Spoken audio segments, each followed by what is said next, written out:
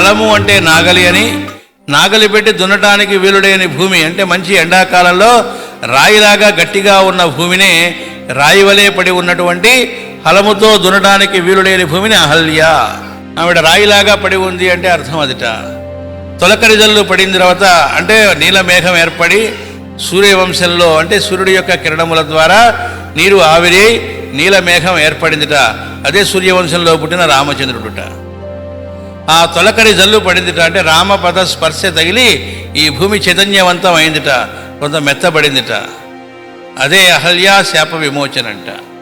రైతులు దుక్కి విత్తు నాటారట, మొలకలు వచ్చినాయి అంటే దున్నుతూ ఉంటే దొరికిందిట సీతాదేవి అంటే అర్థం అదిట. అంతటితో అవ్వలేదు.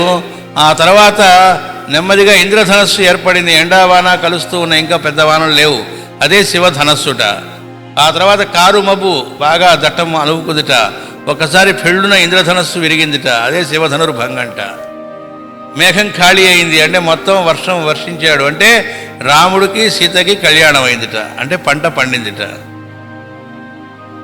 ఈ కథ ఎక్కడ జరుగుతూ ఉంది? ఎప్పుడు ఈ భూమి మీద జరుగుతూ ఉండే కథే. అంటే ఈ సృష్టి కథే రామకథ. కాబట్టి ఈ సృష్టి ఉన్నంతకాలం కాదు, ఈ సృష్టి రూపంలో ఉన్నది రాముడే.